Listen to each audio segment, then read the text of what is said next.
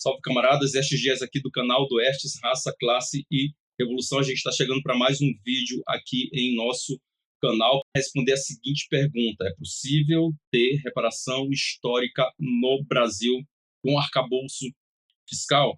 Firmeza? Mas antes de ir para o vídeo aí, eu queria mais uma vez agradecer a você que está ajudando a divulgar o canal, ajudando a divulgar as nossas ideias. Muito obrigado. Você que ainda não se inscreveu em nosso canal, por favor, inscreva-se, vamos fazer esse canal aqui bombar.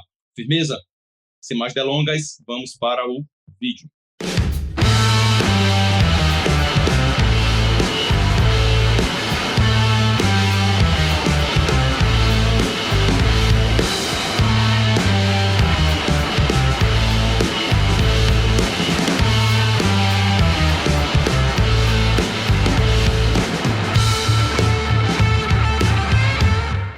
Vejam, camaradas, o segundo semestre agora de 2025 tem uma importância muito grande para os ativistas antirracistas desse país, e muito particularmente para as organizações do movimento negro brasileiro, e a gente vai ter que estar à altura para responder, certo? E, na minha opinião, a política central para isso tem que ser a política de reparação histórica, mas que não pode ser uma política em abstrato, ficar falando de reparação por reparação.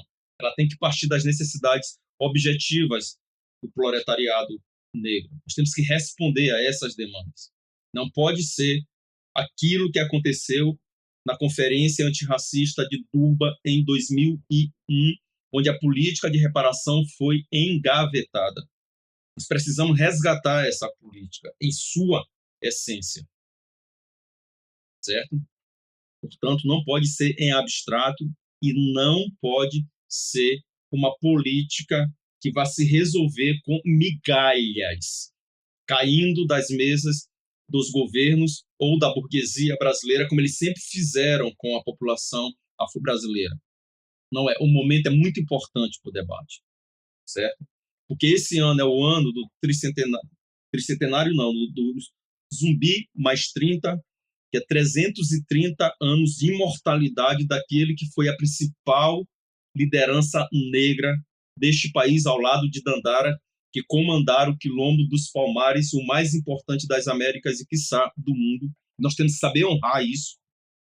É o ano da Marcha das Mulheres a Brasília, que tem como uma de suas políticas centrais aí a política de reparação, certo? É o ano do centenário do Clóvis Moura, que, na minha opinião, foi intelectual, militante, que melhor elaborou do ponto de vista de raça e classe, nos dá os elementos políticos aí para elaboração de uma política de reparação histórica que seja consequente, que seja coerente.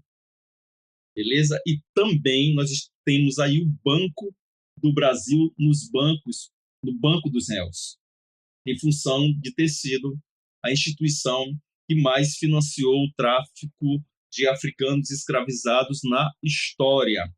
E, portanto, está respondendo a isso, porque foi indiciado pelo Ministério Público Federal. E, dentro disso, o documento do Movimento Nacional Quilombo, Raça e Classe, apresentado ao Ministério Público Federal, é o mais completo, certo? Não que seja perfeito, mas é o mais completo de tudo, justamente por isso, porque ele parte das necessidades objetivas da classe trabalhadora negra do campo e da cidade. E, portanto, nessa direção, o objetivo desse vídeo é responder a duas perguntas. É possível ter política de reparação histórica neste país com arcabouço fiscal? 2. Por que o arcabouço fiscal não entrou no plebiscito popular? Veja, o fato do Congresso ter reagido à política de impostos sobre operações financeiras de Haddad e Lula, certo? Que foi uma derrota histórica que o Congresso impôs ao governo federal, não quer dizer que o governo esteja mais à esquerda, certo? Ao contrário, é porque esse Congresso é muito, mas muito reacionário. É um dos mais reacionários do mundo, porque representa uma das burguesias mais reacionárias do planeta Terra.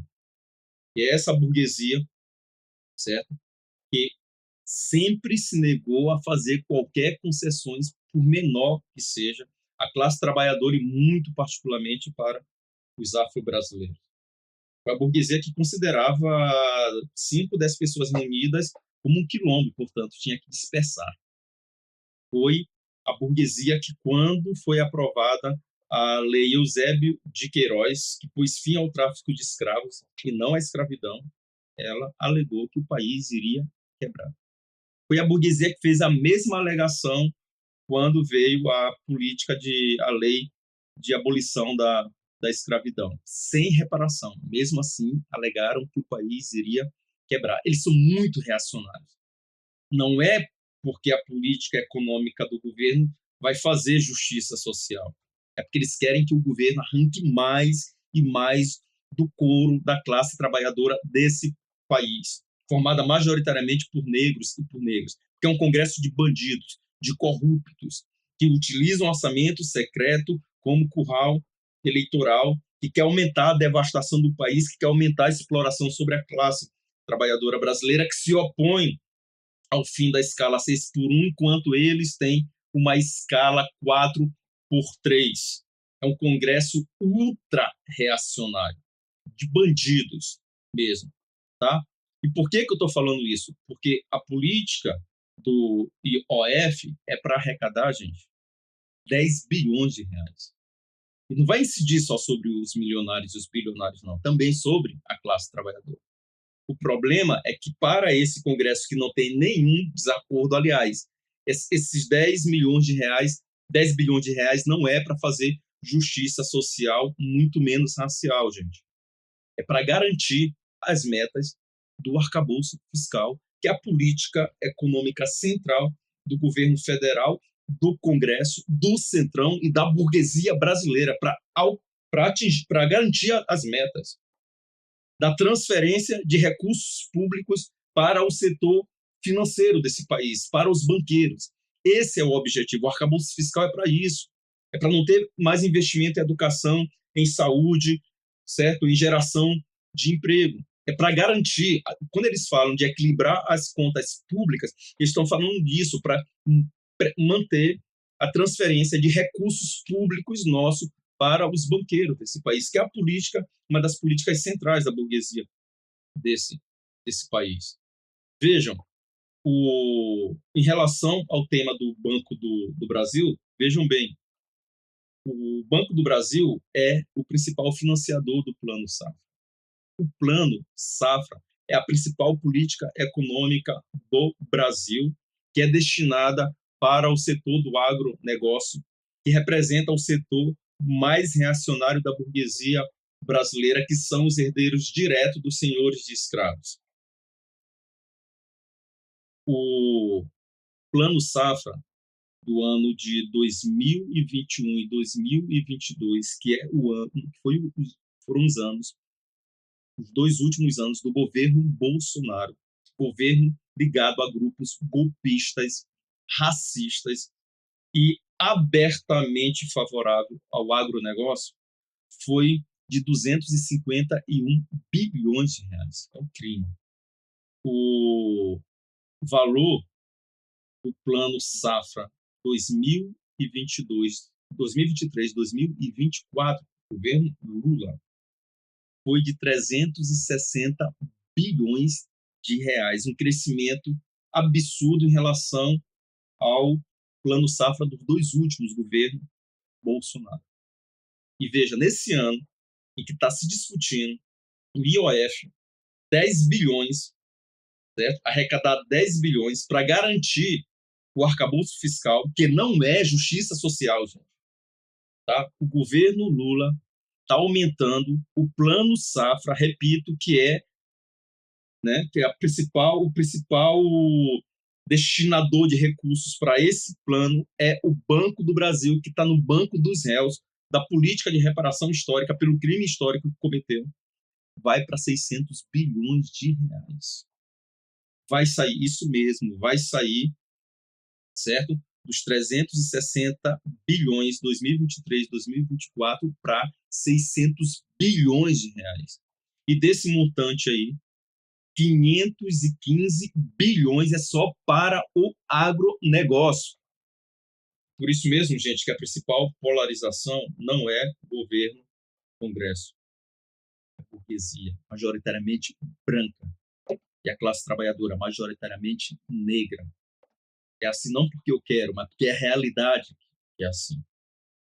Certo? Até porque mesmo 63% dos parlamentares que votaram contra a IOF são de partidos da base de apoio do governo Lula, que possuem ministérios no governo Lula. Isso mesmo.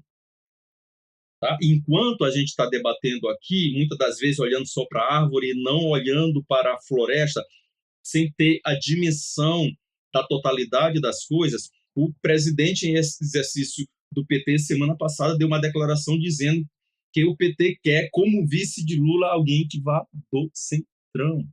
E estão negociando com a União Brasil a presidência de duas empresas muito importantes para que a União Brasil permaneça na base de apoio do governo Lula, que é os Correios. E sabe qual a outra, gente?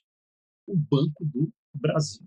Isso mesmo, que não é uma estatal, mas que a maior parte das ações do Banco do Brasil continua pertencendo ao governo. Como ter política de reparação histórica no momento em que se discute se vai se realizar é outra coisa, mas que está em debate entregar a presidência do Banco do Brasil para a União Brasil.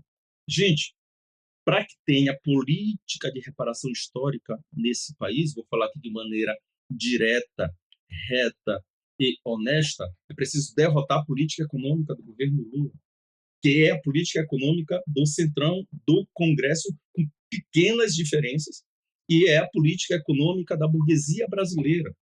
Não haverá política de reparação histórica sem derrotar o arcabouço fiscal, sem derrotar o plano Safra, que é vergonhoso. Os 10 bilhões que Lula quer, diz que Lula e Haddad estão dizendo que vão arrecadar, é menos de 1% da verba que eles transferem para o agronegócio reacionário e golpista.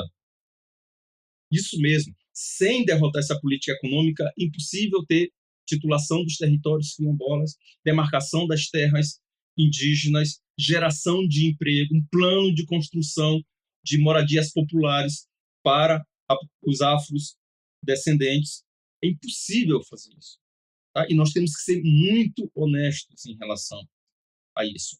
Reparação histórica com arcabouço fiscal é enrolação. É preciso derrotar essa política, é preciso taxar de verdade os bilionários desse país, derrotar o Mato Piba, expropriar o agronegócio para que a gente possa avançar de maneira significativa nas resoluções dos nossos problemas históricos e dar um passo em relação à construção de fato de um governo da classe trabalhadora apoiado em conselhos populares. Paz entre nós, guerra aos senhores.